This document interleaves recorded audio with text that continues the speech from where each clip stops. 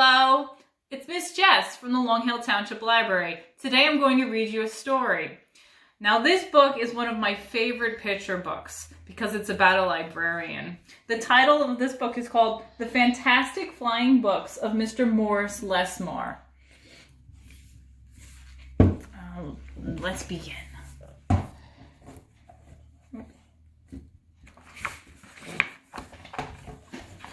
The Fantastic Flying Books of Morris Lessmore.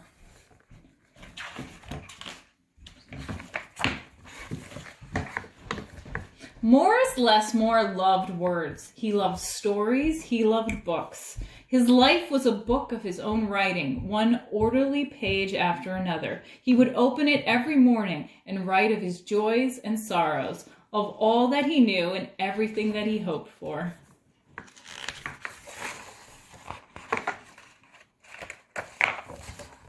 But every story has its upsets. One day the sky darkened and the winds blew and blew.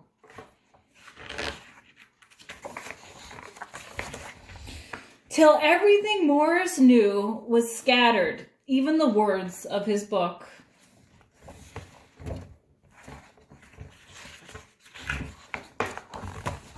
He didn't know what to do or which way to go, so he began to wander and wander.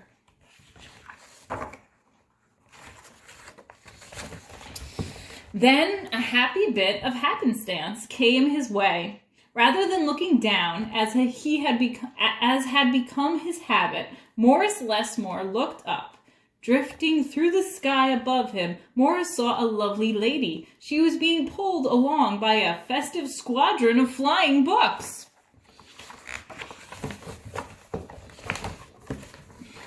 Morris wondered if his book could fly, but it couldn't. It would only fall to the ground with a depressing thud. The flying lady knew Morris simply needed a good story, so she sent him her favorite. The book was an amiable fellow and urged Morris to follow him. The book led him to an extraordinary building where many books apparently nested.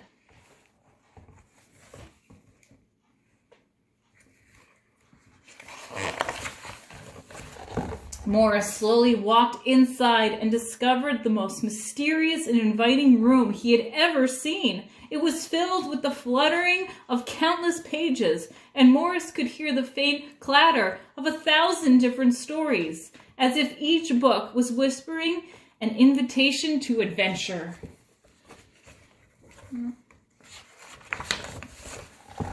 Then his new friend flew up to him and landed on his arm. It held itself open, as if hoping to be read. The room rustled to life, and so Morris's life among the books began.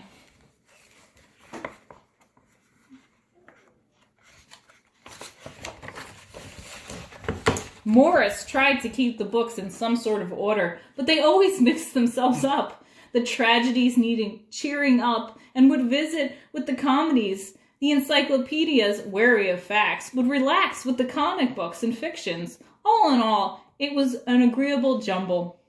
Morris found the great satisfaction in caring for the books, gently fixing those with fragile binding and unfolding the dog-eared pages of others.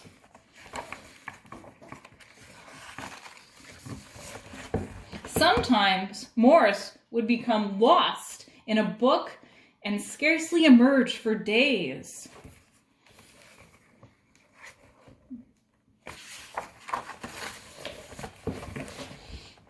There he is, lost in his book.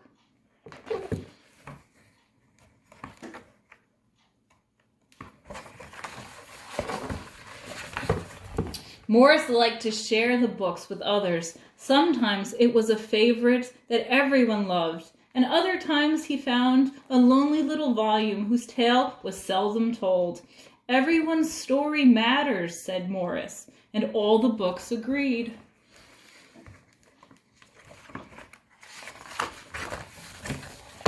At night, after all the stories that needed telling had been told, and everyone had settled down to their proper places on the shelves, the great big dictionary would get in the last word.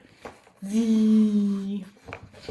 It was then that Morris Lessmore would once again write in his own book.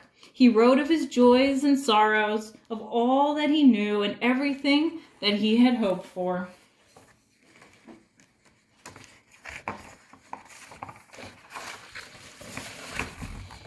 The days passed, so did the months.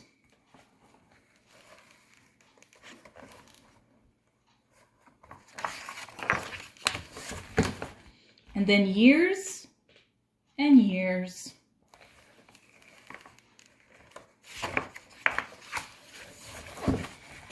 And Morris Lessmore became stooped and crinkly. But the books never changed. Their stories stayed the same. Now his old friends took care of him the way he had once cared for them, and they read themselves to him each night.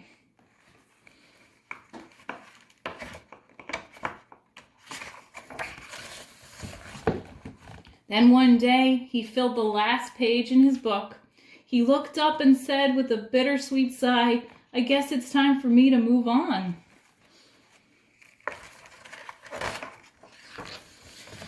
The books were sorry, but they understood.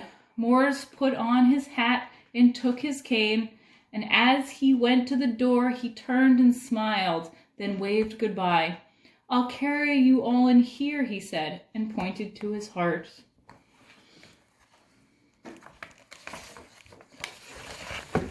The books waved their pages, and Morris Lessmore flew away. And as he flew, he changed back to the way he'd been that long ago day when they'd all first met.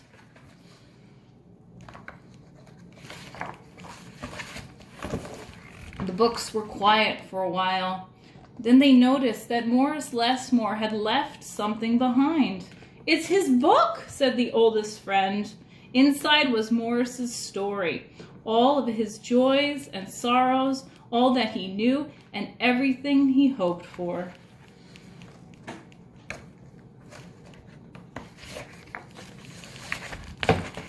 Then the books heard a small expectant sound. There in the doorway was a little girl. She looked around with wonder. Then something fantastic happened. Morris Lessmore's book flew up to her and opened its pages. The girl began to read, and so our story ends as it began, with the opening of a book.